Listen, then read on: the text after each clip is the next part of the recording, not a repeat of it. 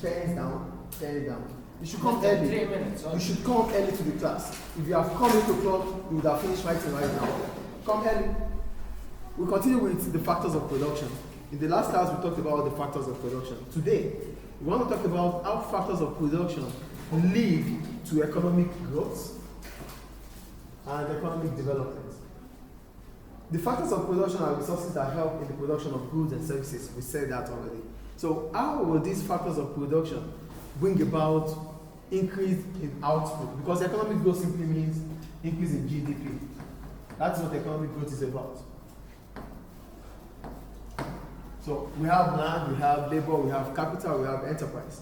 How are these four going to bring about economic growth and development? So we're going to start with land. I think we know land, right? Yes. Do we know land or not? Yes. Great. Land is fixed in nature. So how does land evolve to become an output?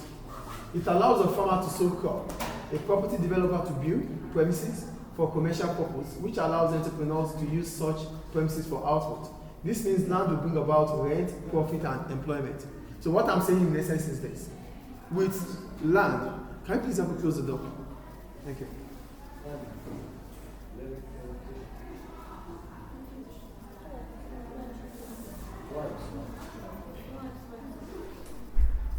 Thank you.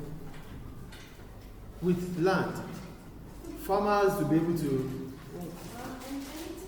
Yeah, but doesn't make you to talk. Take it and use it. With land, farmers will be able to sow crop. This crop will be used as raw materials to produce goods. Land developers, they will see land, they would like, oh, this could be good for commercial services. So they use the land, they build factories, they build buildings, which entrepreneurs will be able to use as offices. Like this school, it's a land before now, but now school is built on it. So that means commercial services can be done through land. So that means we need entrepreneurs who are going to buy the crop from farmers. We need entrepreneurs who are going to use those property that has been developed for commercial purposes. So as soon as this is done, crops will be sold.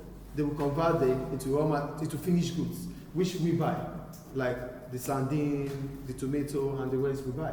It's from the natural resources that has been converted. So as soon as they are converted, they start selling. So land has created what has to be sold. For land again, we use premises. Premises are here, the facility of the school. It is used for commercial purpose. Students will come, students will pay school fees, school will employ teachers, teachers will be paid. Teachers will pay income tax, school will pay corporation tax. All these generate income and revenue and wealth, and that increases output for the country. Do you understand how land is being used? Land will be used to plant crops. Land will be used to build premises. Land will be used to build factories, offices. These offices will be used for commercial purposes. And what are commercial purposes? Selling and buying. So as soon as we start thinking about selling and buying, the owners of the property, the entrepreneurs, would employ workers because they cannot only work there.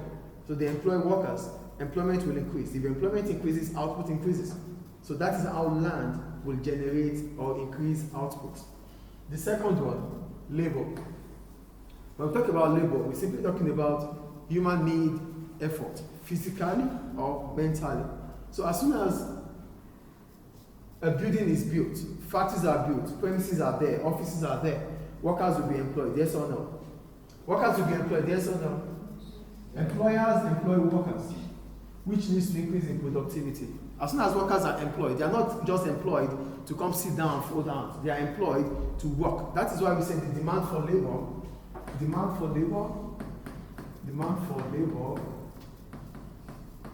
is a derived demand, which means workers will only be employed if there are things they will do. Nobody will employ a worker to come and sit down and get paid. Are you going to employ somebody to come and sit down and get paid? No. So as soon as we need someone to work, then we employ. We don't just employ. But some offices, they don't have the professionals all the time. That should be in the public sector. And that's one of the reasons why public sector is inefficient. So one of the reasons why we have privatization.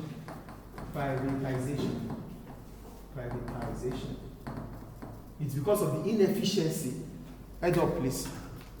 It's because of the inefficiency in the public sector. They come in, they sign, and they go. They don't do nothing. That does not increase output. Do you understand? So what we're saying in essence is this: for labor contributes to increase in output because workers will be employed, and as soon as workers are employed, productivity increases. If productivity increases, output is expected to increase. That is labor. And the reward for labor is what? Wages. So here, this will in turn increase output. As output increases, firm will be able to make profits.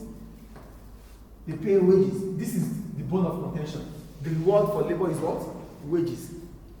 Firms, employers will not be able to pay wages if they are not making profit. So they've employed you to contribute your own quota to the growing of the firm.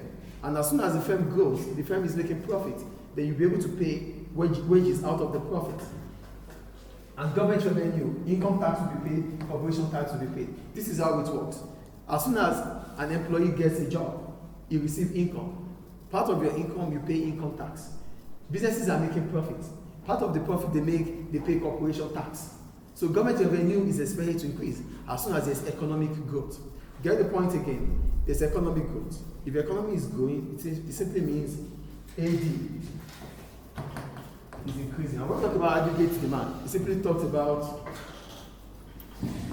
AD is C plus I plus G plus X minus N. That is aggregate demand. So it means the economy is growing. And if the economy is growing, it simply means people are getting jobs, they are working, they are getting income, they are able to pay income tax.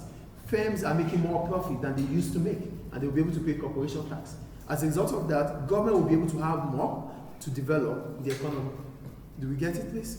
Do we get it or not? Labor is done. Then we have capital. When we're talking about capital, we're simply talking about wealth used to produce further wealth, equipment, machinery, technology. These things makes output to increase faster and better. So because output is increasing faster and at a very increasing rate, it means the economy is growing. So with equipment, we have more output, we have more productivity, we become more efficient, and that increases the GDP of a country. That is capital. Then the last one is enterprise. The enterprise controls labor, controls capital, controls land. So that's why we said an enterprise is just a mindset, a business idea that allows an entrepreneur to figure out that there's a gap in the market, take a risk to set up a business in that market. So it's all about somebody having an idea about what is happening in the market and willing to take a risk to make a business out of that gap. That is what an enterprise is. So most of the time, entrepreneurs will take the risk of setting up a business using all other factors of production like capital, land, and labor. This means businesses will be created. As soon as an entrepreneur figures out that there's a gap in the market, what it's simply trying to do is to create or to start a business. So when you are starting up a business, you have to start up a business with labor, you have to start up a business with capital, you have to start up a business with land. So these three things will be used together, will be organized to increase output. And as output increases, entrepreneurs will be able to make profit, employment will increase because entrepreneurs will employ workers, that increases income. Workers that are being employed receive income, and part of those income will be spent to purchase goods and services. Yes or no? As soon as you receive income, you start spending too, isn't it? So when you start spending, other firms will be able to make more revenue and profit. So with that, enterprise increases. Yes, you can take. With that, customers will buy from the business, employment will increase, income will increase, output will increase. All these four are going to be part of economic growth. And as soon as this happens, government will be able to make revenue in terms of income tax, in terms of corporation tax, and VAT, value added tax, VAT. When we talk about value added tax, we're talking about tax on consumption. It's an indirect tax. So all these accounts for economic growth. Any question? Thank you.